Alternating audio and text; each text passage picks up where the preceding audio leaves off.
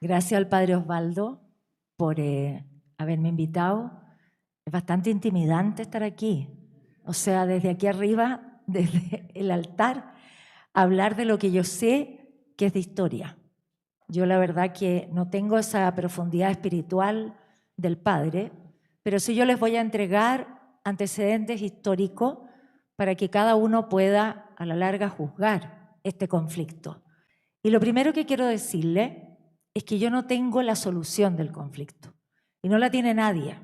Es un conflicto tremendamente profundo desde el año 1948 hasta el día de hoy, y todos los organismos internacionales, autoridades, países, estados han tratado de mediar en un tratado de paz que se mantenga y no se ha podido. Es por ello que yo no tengo la solución del conflicto, ni tampoco me puedo involucrar con uno u otro de los bandos. Yo tengo una formación de historiadora, lo que me hace ser tremendamente objetiva. Y eso es lo que busco, con objetividad, entregar las raíces históricas de este conflicto que se ha visto en este momento recrudecido con las noticias que hemos tenido en la televisión justamente ahora, cuando se cumplen 50 años de la última de la guerra del Yom Kippur, el Día del Perdón. Fue el día 6 de octubre de 1973 y esta invasión, este ataque de Hamás desde Gaza a Israel ocurre el día 7 de octubre, 50 años después. ¿Qué es lo que más impacta? Impacta que no hay precedentes en la historia de algo tan coordinado. Yo puedo ir hacia atrás, puedo hablar de distintos momentos de ataques de un lado y de otro lado, de lanzamiento de misiles por parte de Israel hacia Hamás y de Hamás o Faja de Gaza hacia Israel, pero la coordinación de esta acción bélica es fuerzas terrestres, fuerzas aéreas, fuerzas navales que entraron desde la Faja de Gaza al territorio de Israel.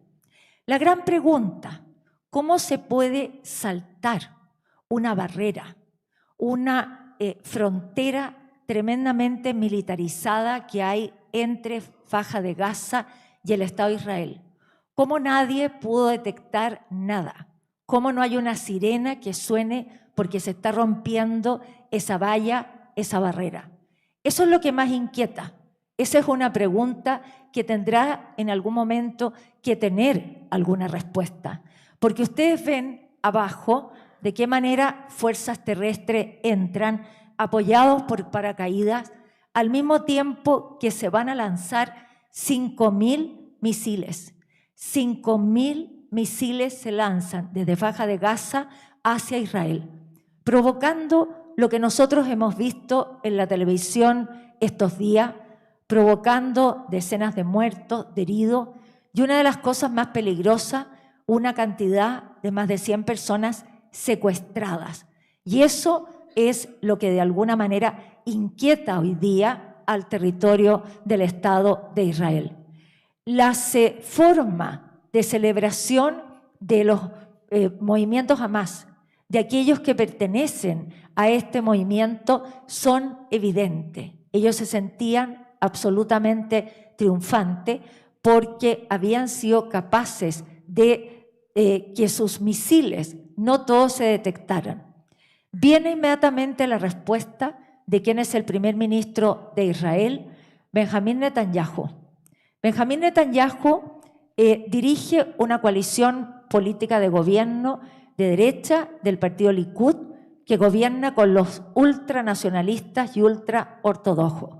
La oposición es el partido más liberal, a quien llamamos el Partido Laborista. Y Netanyahu sostiene inmediatamente después de estos ataques que el enemigo, dice, pagará un alto precio. Entonces lo primero que hay que hacer cuando hay un atentado es preguntarse de a dónde vino, quién está detrás de ese atentado. Y se lo atribuye un brazo armado de este movimiento Hamás, que es además un partido político. Hamás, como les voy a ir contando durante la charla, se constituye como un partido político donde tiene una acción política que domina el territorio de Gaza, una acción también social, etcétera, pero tiene brigadas.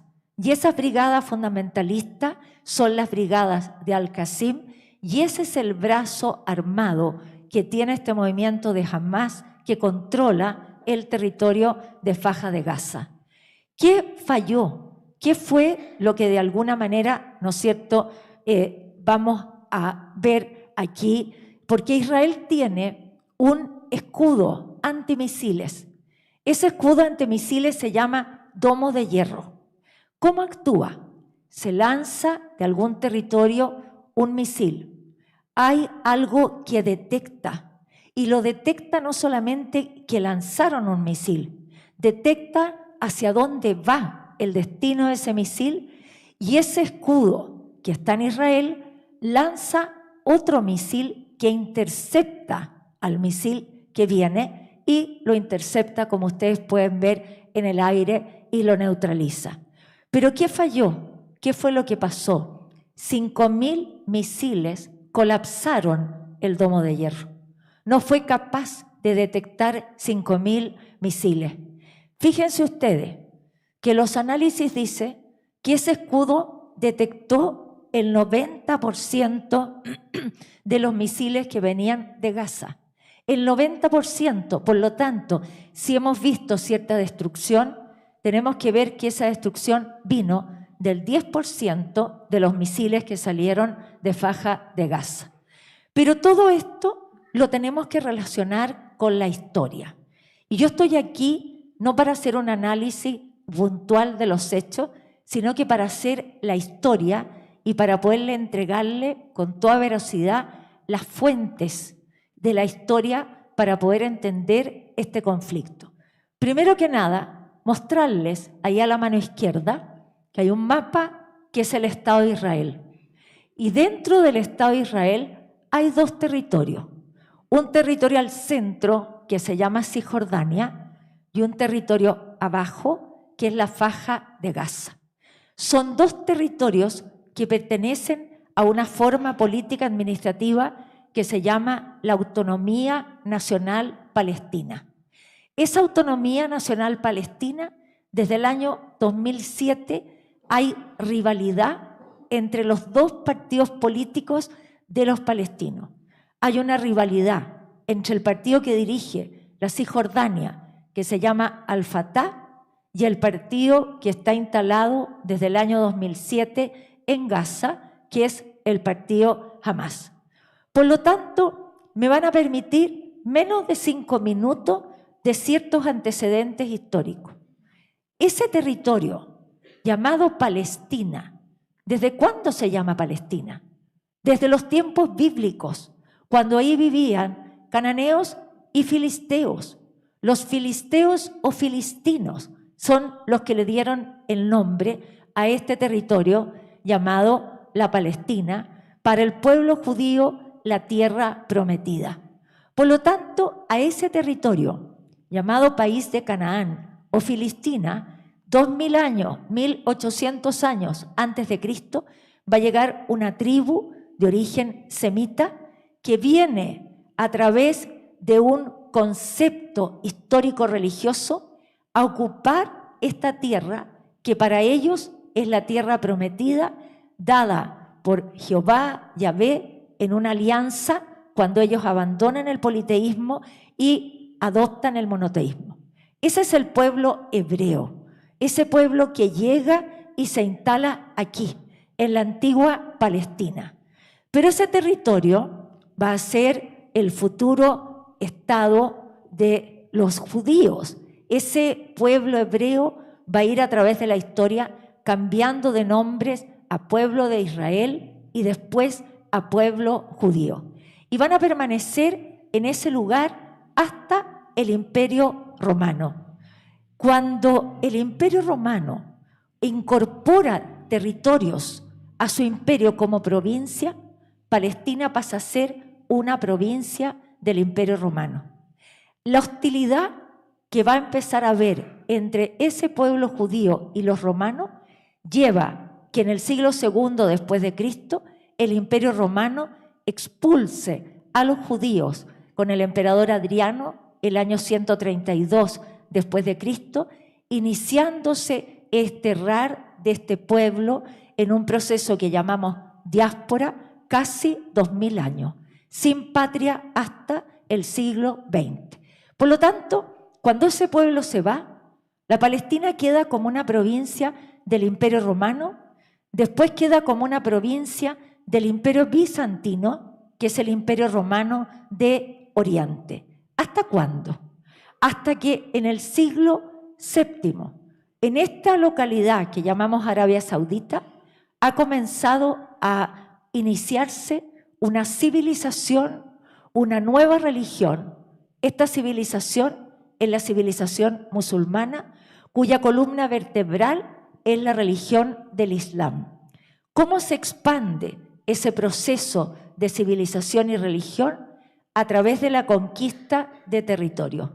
Por lo tanto, es el momento que este pueblo que habita Arabia Saudita, por lo tanto son árabes, salen a conquistar, a expandir su proceso religioso, cultural, y van conquistando territorios que en ese momento eran parte del Imperio Bizantino y del Imperio Persa. Por lo tanto, se constituye sobre lo que llamamos Palestina un Estado árabe. Llegan los árabes a ese lugar, adoptan el nombre de esa provincia, Palestina. Llegan a Siria, adoptan el nombre de Siria. Llegan a Egipto y adoptan el nombre de Egipto. Y se va a establecer ahí un pueblo, que es el pueblo palestino, de raza árabe, de cultura musulmana, de religión del Islam. Ese pueblo, esa provincia, va a ser parte del Imperio Árabe desde el siglo VIII hasta el siglo XV. ¿Qué pasa el siglo XV? Todo el mundo árabe queda bajo la dominación del Imperio Turco Otomano, que ellos igual se han convertido al Islam, han adoptado el proceso cultural de lo que es la civilización musulmana. Pero la Palestina deja de ser una provincia árabe y pasa a ser una provincia turca. Y así nos vamos hasta la Primera Guerra Mundial. En la Primera Guerra Mundial están unidos lo que llamamos los imperios: Imperio Turco, Imperio Austrohúngaro, Imperio Alemán. ¿Contra quién? Contra los aliados, básicamente Inglaterra y Francia. Antes de que termine la guerra, Inglaterra y Francia firmaron un acuerdo. Ese acuerdo se llama el Acuerdo Sykes-Picot y que tiene que ver con repartirse esos territorios árabes que quedaban para el Imperio Turco si es que el Imperio Turco pierde la Primera Guerra Mundial. El Imperio Turco pierde la Primera Guerra Mundial, por lo tanto, esas provincias árabes no van a adquirir la independencia, sino que van a quedar bajo el mandato o la protección de Inglaterra o de Francia. Pero mientras tanto, ¿qué ha pasado con los judíos en la historia? No tienen patria. En el siglo XIX se forma un espíritu nacionalista tremendamente fuerte y se agrupan en un movimiento que se llama el sionismo y que busca que ese pueblo sin patria tenga un hogar nacional. Pero ¿dónde puede ser ese lugar donde ellos se tienen que instalar? En lo que para ellos es un antecedente histórico religioso, la tierra prometida, la antigua Palestina. Y al mismo momento que se está constituyendo un mandato británico sobre la antigua Palestina, van llegando judíos a comprar territorios, a establecerse, nacen los kibbutz, crean una ciudad que se llama Tel Aviv, van haciendo primero un sionismo cultural, van agrupando judíos de todas partes del mundo bajo, ¿no es cierto?, la cultura y la religión del pueblo judío. Entre 1920 y 1948 se instala este protectorado británico sobre el territorio de la antigua Palestina. Al mismo tiempo, como yo les decía, que van llegando judíos, van comprando territorio, son muy organizados, van demostrando una superioridad económica, cultural, tecnológica sobre la población árabe que estaba ahí desde el siglo VIII. O sea, habían 1200 años de permanencia del pueblo palestino en ese territorio. Y hay hostilidades. Empiezan a haber ya dificultades de entendimiento. Llegamos a la Segunda Guerra Mundial. Y en la Segunda Guerra Mundial, al terminar la Segunda Guerra, se crea una instancia, una asociación importante internacional, que son las Naciones Unidas. Los británicos, los franceses, deciden retirarse de estos protectorados y mandatos que están haciendo de administración en este territorio que llamamos Medio Oriente. Las Naciones Unidas deciden que ese territorio se va a partir y saca en noviembre del año 47 una resolución que se llama la Resolución 132, que sirve para dividir el territorio de Palestina en dos. Yo creo que ni un niño la parte tan mal, porque la verdad que la partieron de una forma que ahí se origina todo el conflicto que hasta el minuto no ha podido, ¿no es cierto?, llegar a una solución. ¿Qué criterio ocuparon? Donde había mayor cantidad de población palestina, se lo dejaron a los árabes palestinos, vale decir, los territorios que están ahí en amarillo. Donde había mayor cantidad de población judía, lo que están ahí en territorios naranja, se lo dejaron para los judíos. La idea de las Naciones Unidas fue que ambos pueblos aceptaran esta partición. Pero ¿qué pasa? El pueblo palestino no había tenido nunca un Estado palestino. Siempre había sido provincias de imperio, del imperio árabe, del imperio turco, mandato británico. Por lo tanto, no acepta la partición. ¿Qué pasa con los judíos? Los judíos llevaban 2000 años sin patria, en la diáspora. Por lo tanto, ellos aceptan lo que las Naciones Unidas les está ofreciendo. Y una vez que se retiran, al día siguiente, que se retiran, ¿no es cierto?, los británicos, no sé por qué no me funciona, una vez que se retiran, los británicos al día siguiente declaran la formación del Estado de Israel. El 14 de mayo de 1948 se declara la formación del Estado de Israel con Ben Gurión a la cabeza, con un parlamento que es la Knesset y con una capital que es Tel Aviv. Ese es el inicio de las guerras árabe-israelí. Yo digo árabe-israelí, no digo palestino-israelí, porque es el mundo árabe que se agrupa en la Liga Árabe bajo Egipto y que se une este mundo árabe del Medio Oriente con Egipto y le declaran la guerra a Israel, a este nuevo Estado que recién, ¿no es cierto?, se ha organizado. Por lo tanto, en ese momento nosotros tenemos la primera guerra, el año 48, la primera guerra que es la guerra de la independencia, la guerra en que el pueblo judío va a consolidar la formación de su Estado en los territorios que las Naciones Unidas le legaron por la Resolución 132. Es el mundo árabe agrupado en esta instancia, ¿no es cierto?, bélica contra el Estado de Israel. Finalmente, ¿en qué termina esta guerra? Que se consolida ese territorio, ganan más territorio y nunca hay paz en los distintos estados o en los distintos territorios o grupos, porque los palestinos no configuran un Estado. Y viene la Segunda Guerra, que es la guerra del Canal de Suez. Pero no nos podemos olvidar que estamos viviendo la época de la Guerra Fría, que es la época de la división ideológica del mundo en dos ideologías contrapuestas. La ideología marxista-comunista, liderada por la Unión Soviética, y la ideología liberal, liderada por Estados Unidos.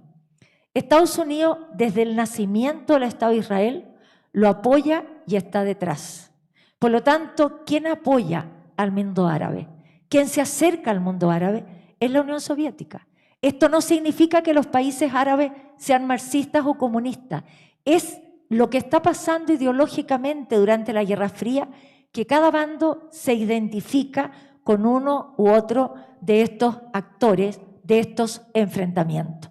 Por lo tanto, la guerra del Canal de Suez, este conflicto fue porque Egipto cierra el paso a los barcos de Israel por el Canal de Suez y le cierra también el paso abajo, que se llama el Golfo de Aqaba, con lo que significa que esos barcos no tienen acceso al Mar Rojo ni al Océano Índico.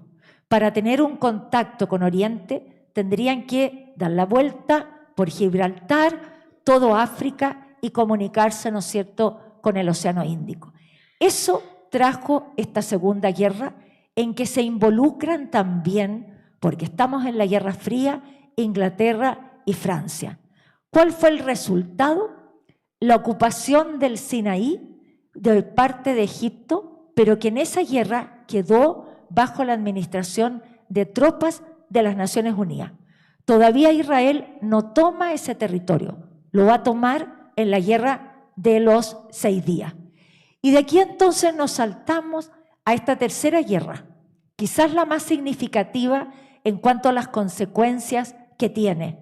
La Guerra de los 6 días es una guerra del año 67 y que dura eso, 6 días. Es el momento en que Egipto por un lado y Siria por otro atacan a Israel.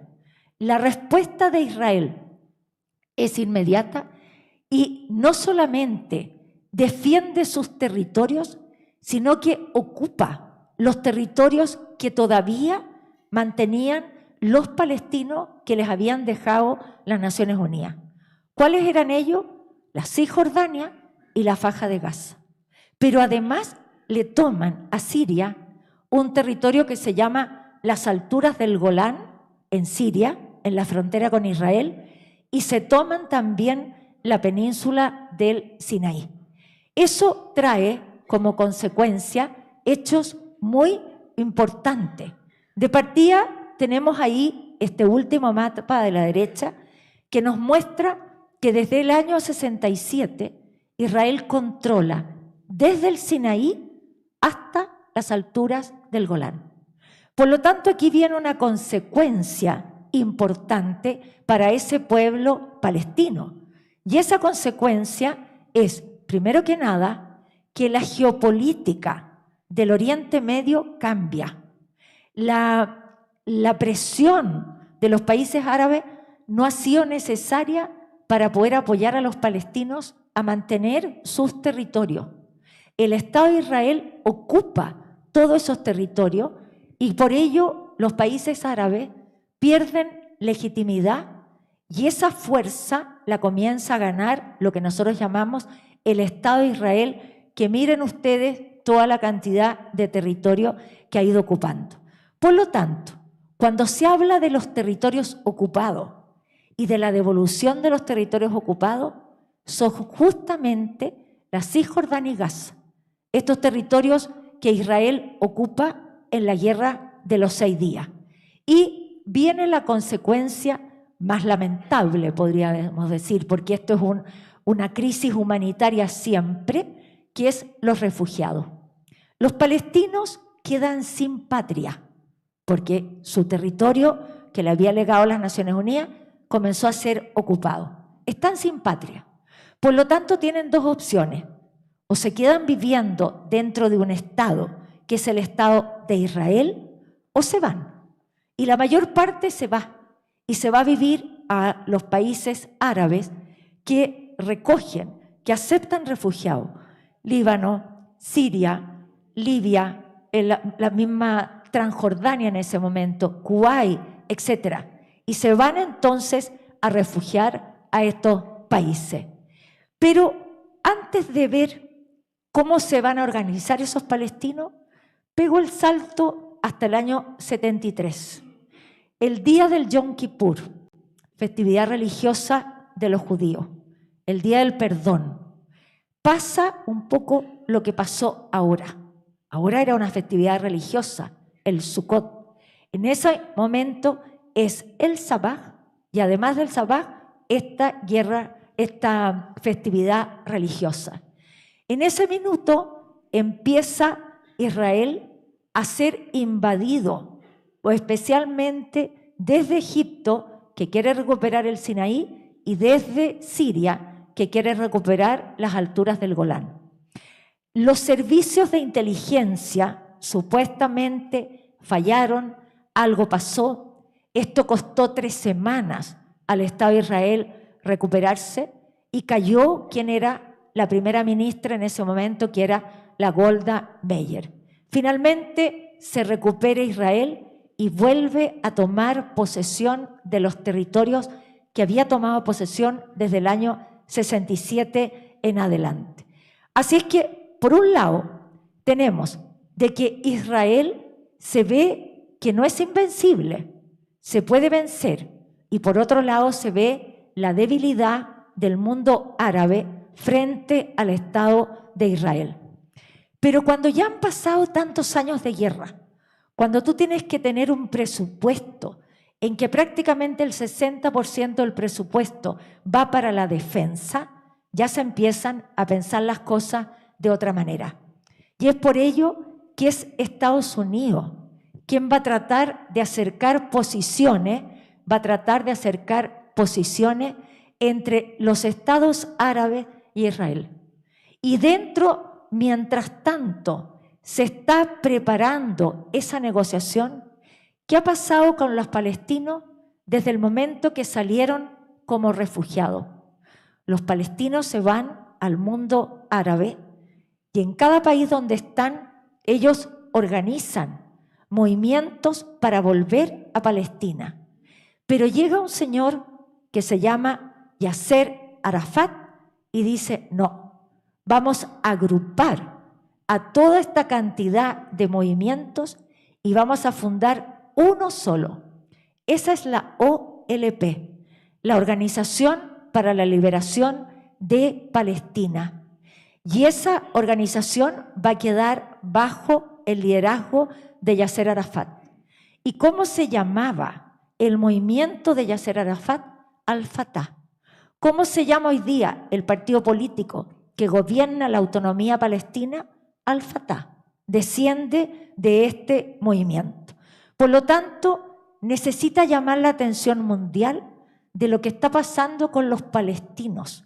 Y las acciones primarias de este movimiento son acciones terroristas. Ocupan la vía terrorista para poder hacer un llamado de atención mundial de lo que está pasando con los palestinos. La OLP no se identifica con la causa musulmana en general, se identifica con la causa palestina. Está circunscrito a tratar de que los palestinos vuelvan a la Palestina, vuelvan a tener un Estado. No está dedicado a tratar, ¿no es cierto?, de luchar contra el mundo occidental en favor del mundo musulmán. Y así llegamos al momento que Estados Unidos ha ido logrando acercar posiciones. Y ese acercamiento se va a dar entre Egipto y Estados Unidos, a instancias del gobierno de Jimmy Carter, pero ¿quién está detrás? ¿Quién es el ideólogo? Henry Kissinger. Y así se firma el tratado más importante de la segunda mitad del siglo XX, que es en 1978, el Tratado de Camp David. Ese tratado, ¿en qué consiste? ¿Qué logra cada uno? Israel se compromete a desocupar el Sinaí, a devolver el Sinaí a Egipto, a cambio de que Egipto reconozca la legitimidad de existir del Estado de Israel. O sea, el primer país árabe que reconoce que hay un Estado judío en el Medio Oriente y que tiene la legitimidad de existir es el Estado de Egipto. Con eso se rompe esta Liga Árabe y eso terminó, ¿no es cierto?, con el asesinato de Anwar el-Sadat, porque lo consideraron que había traicionado la causa de los palestinos. Eso trae como consecuencia la primera reacción popular espontánea dentro del Estado de Israel de la juventud palestina. Se llama la intifada. La palabra intifada es eso, reacción popular. Pero esa intifada no es con las características de una intifada actual relacionada con un fundamentalismo islámico. Es una intifada con lo que tienen, con piedra, con quema de neumáticos. Pero empieza a aparecer un sentimiento al interior del mundo del Estado de Israel, de los palestinos, como que salen de la pasividad en que habían estado y van, ¿no es cierto?, a obtener una actitud mucho más bélica, mucho más confrontacional. Y producto de ello van a nacer estos movimientos, la Yihad Islámica y Hamas. La palabra Yihad significa guerra santa.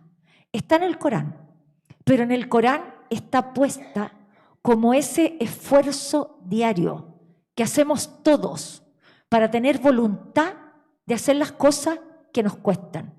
Pero hay un elemento, un porcentaje de que nos siguen esta cultura y religión que la interpretan tal cual como dice, guerra santa. ¿Guerra santa contra quién? Contra el infiel. Por lo tanto, los movimientos fundamentalistas se dice son yihadistas, o sea, actúan a través de un enfrentamiento, a través de una guerra. Y el otro va a ser Hamas. Pero ¿cuál es la inspiración de este movimiento de la Yihad Islámica? Mira lo que recién ha pasado en Irán. En Irán cae el Shah de Persia el año 79, la revolución islámica lleva al poder el ayatolá Jomeini. Y el ayatolá establece sobre Irán, que era uno de los países más occidentales del Medio Oriente, una república fundamentalista islámica, cuya ley es la Sharia, es la ley coránica, cuya autoridad es una autoridad religiosa, que es el ayatolá, pero que como político tiene el título de líder supremo. Ahí se inspira este grupo, pero este grupo va a ser minoritario y va a empezar a aparecer con mayor fuerza, ¿no es cierto?, sobre este grupo el movimiento Hamas. Y el movimiento Hamas va a agarrar fuerza porque yo les dije al principio, tiene una parte política social, que mientras durante todo este tiempo el líder de la OLP está tratando de llegar a una negociación a través de una vía diplomática, vamos a ver que este movimiento se preocupa de las necesidades básicas de la población. ¿De dónde nace Hamas? En el siglo XIX se formó un movimiento que llamábamos la Hermandad Musulmana. Y la Hermandad Musulmana o hermanos musulmanes tienen que ver con un movimiento pro cultura musulmana, contrario a tanta occidentalización producto de la colonización en África, de los mandatos o protectorados de los europeos en Medio Oriente. Entonces se forma este movimiento para mantener la tradición musulmana.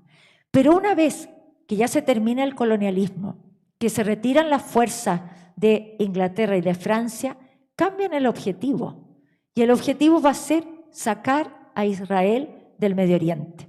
Y eso es lo que da pie para formar este movimiento.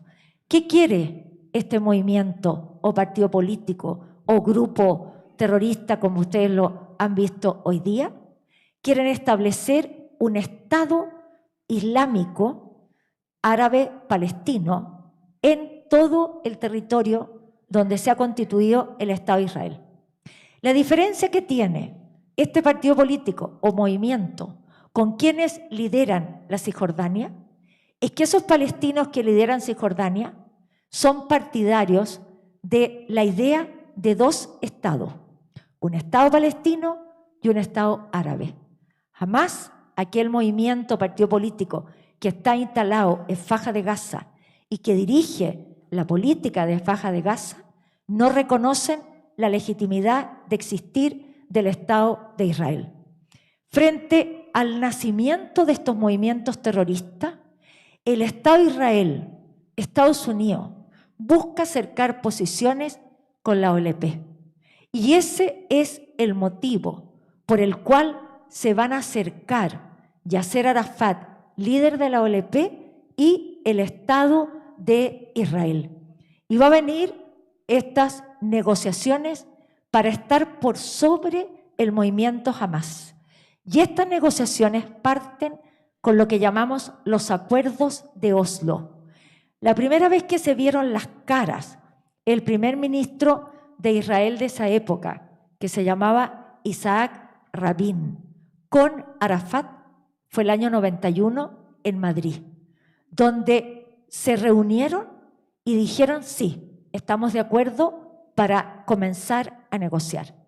Y el primer acuerdo, la primera vez que negocian va a ser aquí, en Oslo, y en que, ¿qué se acuerda? ¿Cuál es el acuerdo a que llegan? La devolución de los territorios ocupados. Los territorios ocupados de Cisjordania y Faja de Gaza se van a ir devolviendo paulatinamente desde el Estado de Israel a los palestinos. ¿Qué van a constituir ahí? No un Estado. Ahí van a constituir un tipo de organización política que se llama Autonomía Nacional Palestina. ¿Qué diferencia hay entre un Estado y una autonomía? Un Estado tiene un reconocimiento internacional de la categoría de Estado y pueden tener ejército. Una autonomía no puede tener un ejército nacional. Por ello que tienen estos grupos, estas brigadas, para enfrentarse al Estado de Israel. Toda la década del 90 fue de negociación y de acercamiento. Desde el año 93 al año 2000 fue de ir desocupando, devolviendo el territorio de Cisjordania y Faja de Gaza, y ya estamos en la época que llega al fin el gobierno de Clinton. Y Clinton siente que ya la situación está madura como para firmar un nuevo acuerdo de paz. Clinton le llama el Camp David II. Este tratado fracasó. Y fracasó porque las posturas de ambos siguen siendo las mismas que tienen hoy día, en que hasta el día de hoy, después de 23 años, no han podido llegar a un entendimiento de paz. ¿Y cuál es principalmente?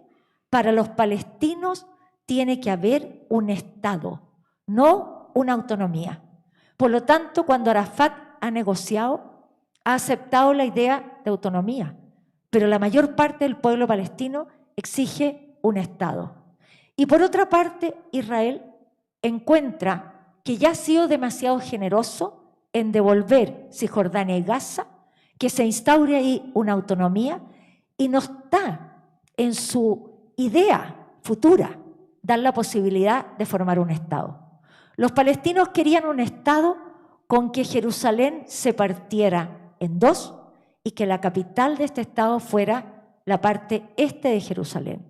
Y para los judíos, Jerusalén, ciudad santa, bíblica, ni una posibilidad de poderla dividir. Por lo tanto, vamos viendo las diferencias. Esto trae como reacción la segunda intifada. Pero esta intifada de la década del 2000 tiene otras características. Ya se mezcla con el fundamentalismo islámico. Estos son los territorios de la autonomía palestina. Esos dos amarillos. El centro en la Cisjordania, donde si ustedes se fijan, están todas las ciudades bíblicas. Nazaret, Belén, Jericó, Hebrón, Ramala, Naplusa. Y donde es administrada por la Autonomía Nacional Palestina, pero judíos que viven en estas ciudades no se van. Están viviendo ahí hasta el día de hoy. Y después tenemos Faja de Gaza, abajo, que Faja de Gaza va a desocupar de población judía en la época de un primer ministro que se llama Ariel Sharon. ¿Quién gobierna la autonomía nacional palestina? ¿Quién gobierna sobre el territorio de la Cisjordania? ¿Quién ha venido a reemplazar a Yasser Arafat, que ha muerto, y es el presidente que tenemos hoy día, Mahmoud Abbas? Se gobierna con un presidente, con un primer ministro, con un parlamento. Pero ellos son autoridades de los palestinos que están en la Cisjordania. ¿Y quiénes están gobernando Gaza, que también es un territorio palestino? Es el partido que llamamos Hamás, que tiene este brazo armado fundamentalista.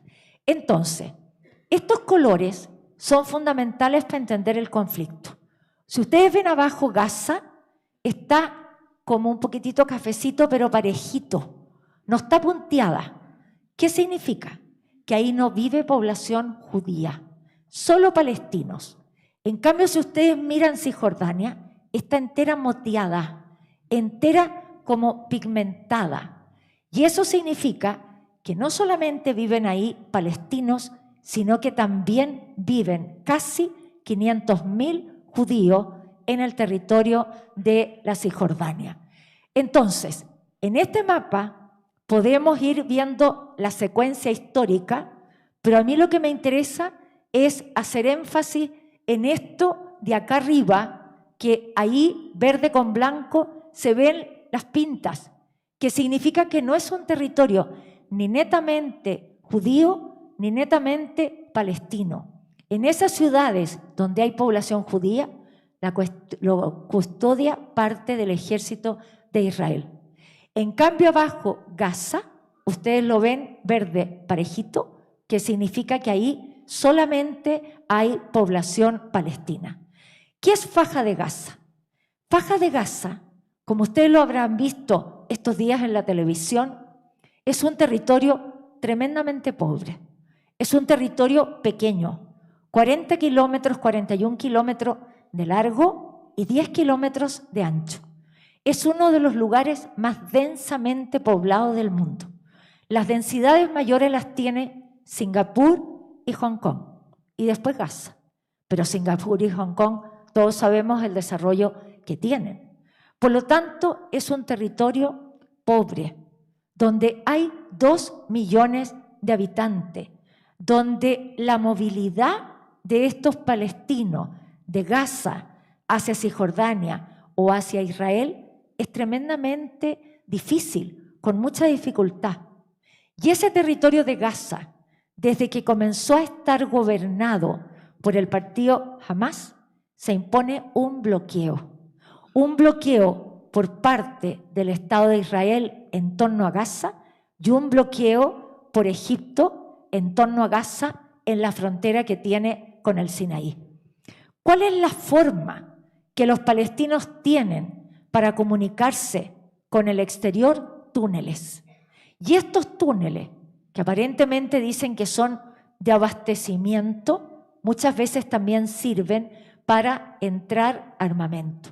Cada vez que había un conflicto y que el Estado de Israel lanza misiles, la idea es desbaratar estos túneles y quitarle esa situación de privilegio que, según Israel, tienen los palestinos al utilizar estos túneles también. Entonces, si yo voy a lo concreto, una población de 2 millones de habitantes, donde hay 600.000 que viven en campamentos de refugiados que son, ¿no es cierto?, administrados por organismos internacionales. El 50% de la población está desempleada.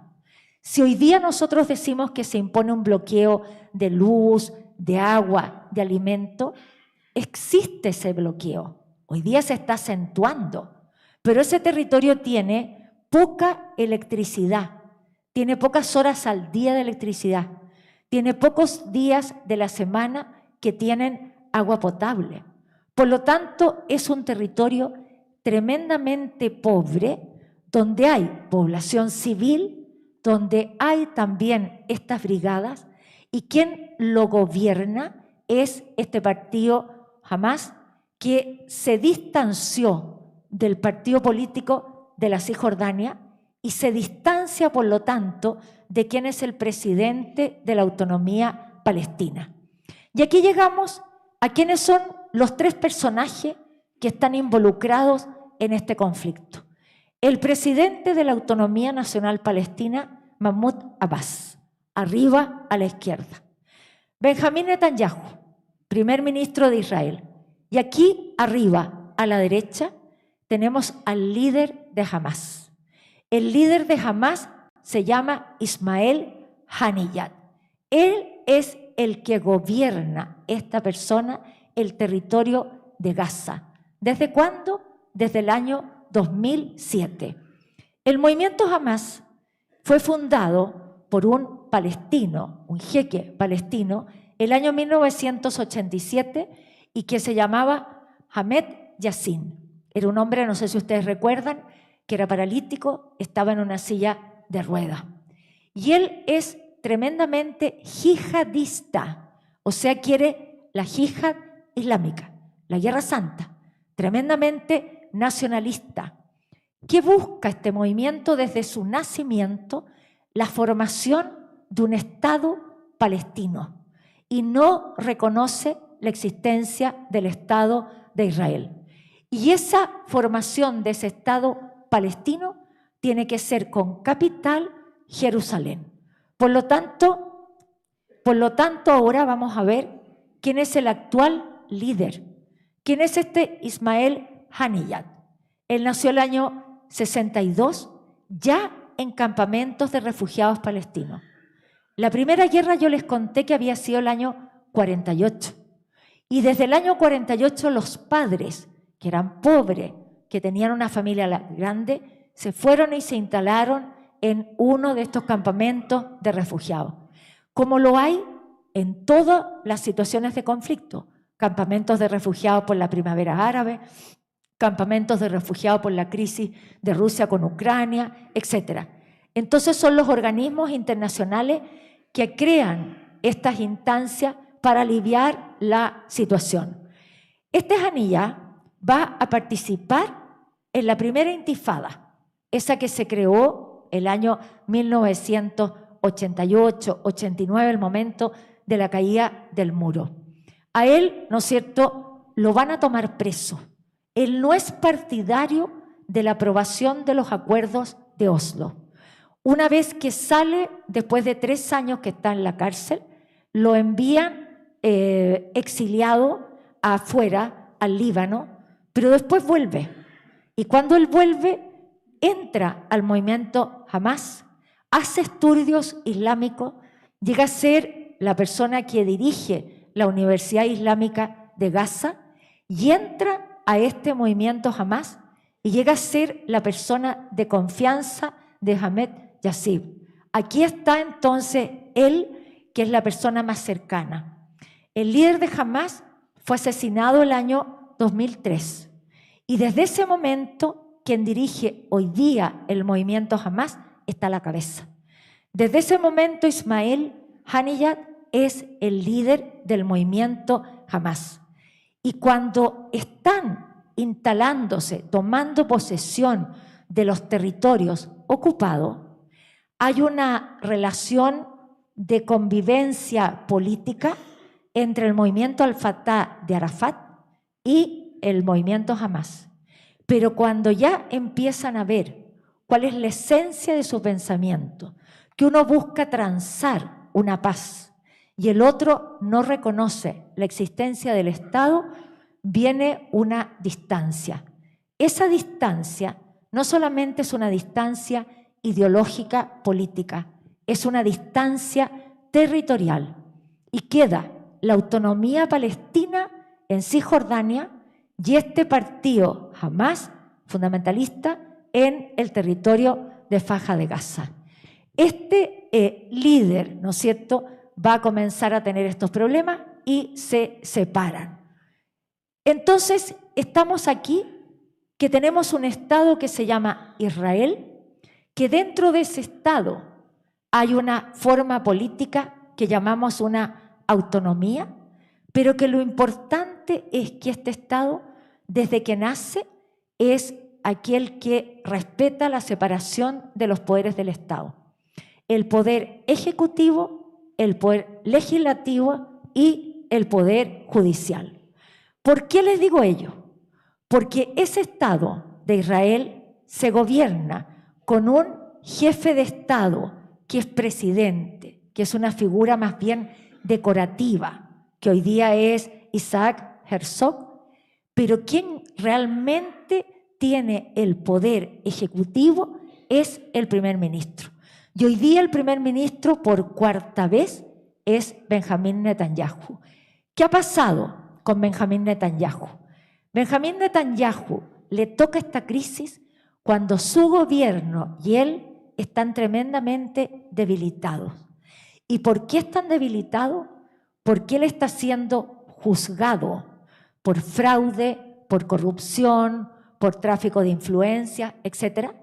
Y entonces él ha presentado al Parlamento una reforma judicial en que el Poder Judicial prácticamente pierde su autonomía y pasa a depender del Poder Ejecutivo.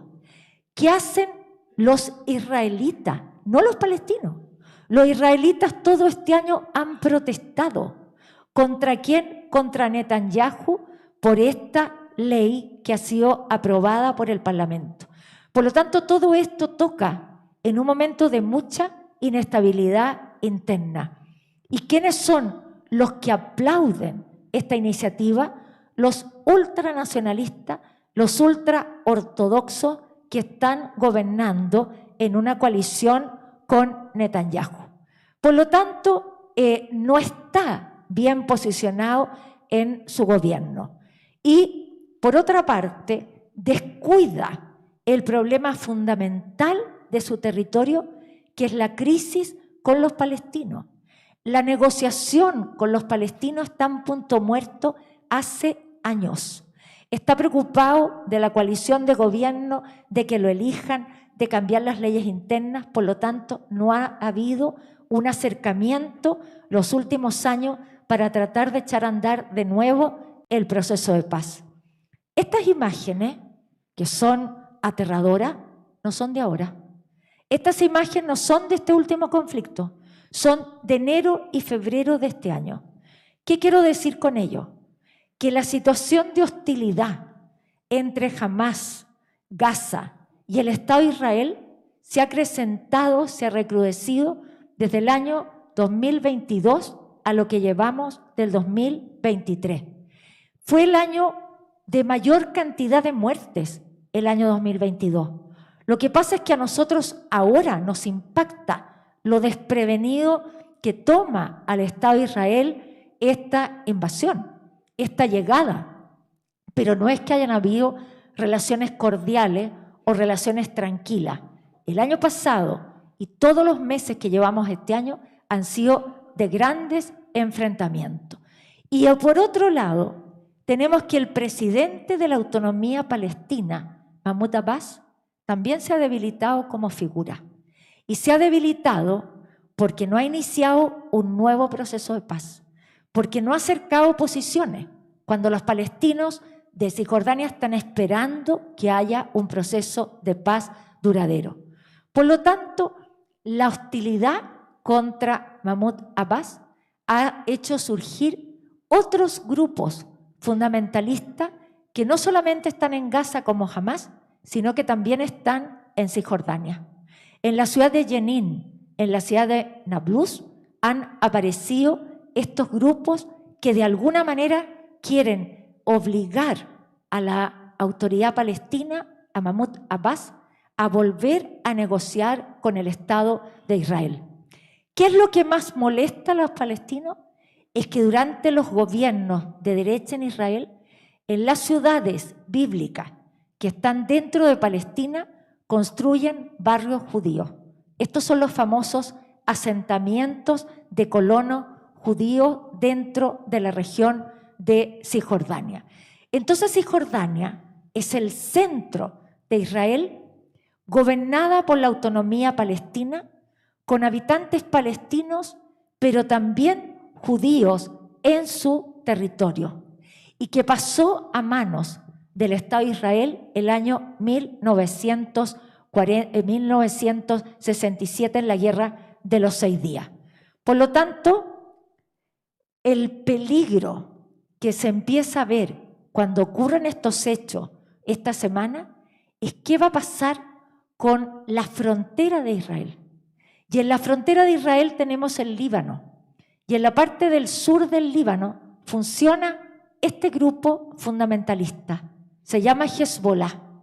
Hezbollah es de inspiración iraní.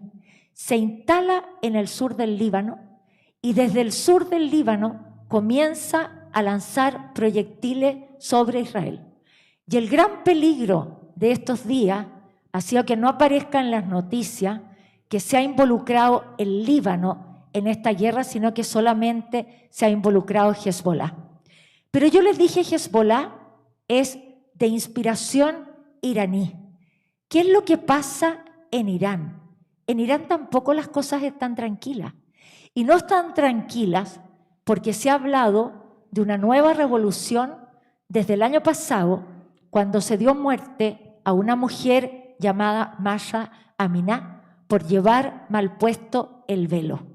Por lo tanto, ese gobierno de Irán, gobernado por una república fundamentalista que está en manos de una autoridad religiosa que tiene el poder religioso y político, tampoco está estable. También tiene problemas internos serios. Estas son las figuras que gobiernan este territorio. El ayatolá Jamenei, desde 1989, que murió el otro ayatolá, y un presidente que se elige por votación popular de entre candidatos que presenta el ayatolá.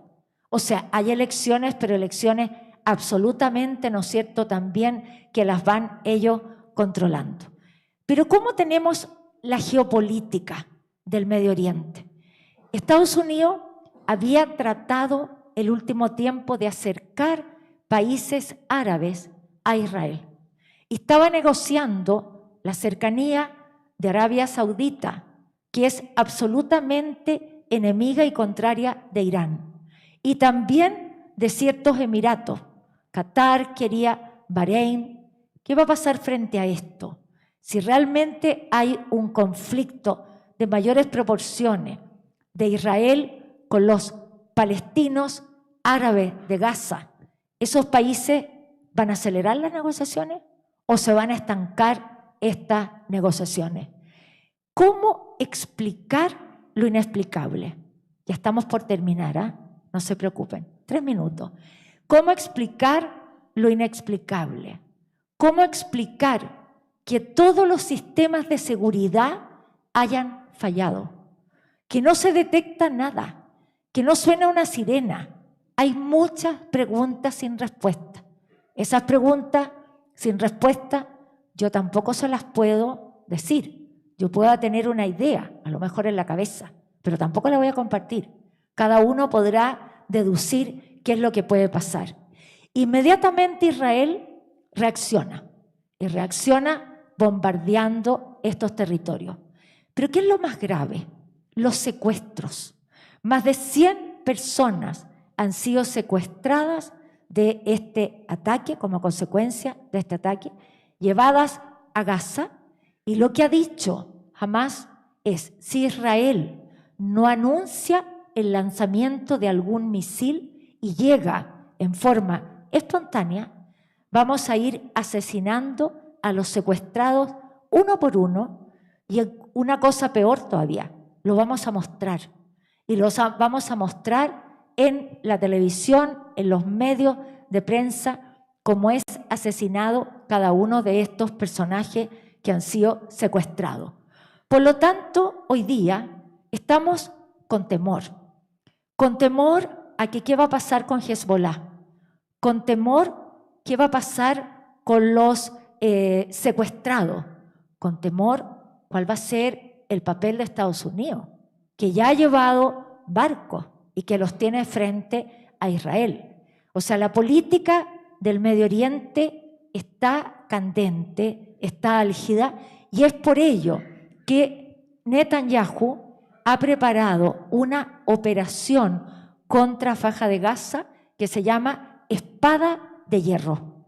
Y ha creado un gobierno de coalición en el cual ha sacado del gobierno a la ultraderecha nacionalista ortodoxa y ha hecho un gobierno de coalición con la oposición representada por el líder opositor Benny Gantz.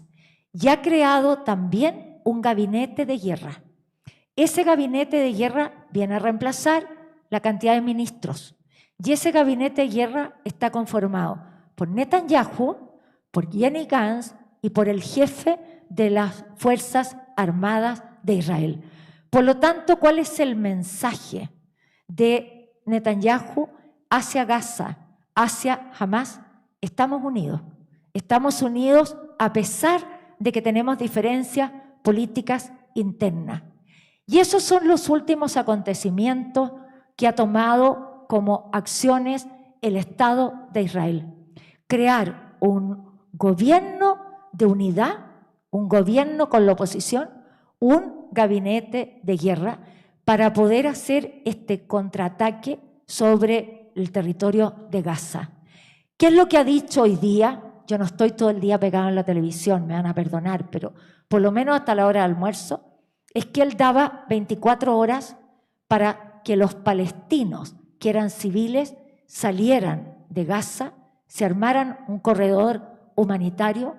Las Naciones Unidas dice que es imposible sacar a 1 millón de personas a lo menos en ese tiempo de 24 horas.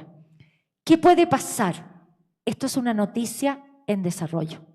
Por lo tanto, como noticia, yo no la toco. Ustedes tienen que seguir yéndola. Yo como historiadora les vine a entregar aquí los antecedentes históricos de un conflicto de la forma más objetiva posible. Un tema tan candente, tan difícil de solucionar, yo lo hago, pero yo hoy día no acepto preguntas. Así que 1 millón de gracias por estar aquí y nos vemos en otra oportunidad.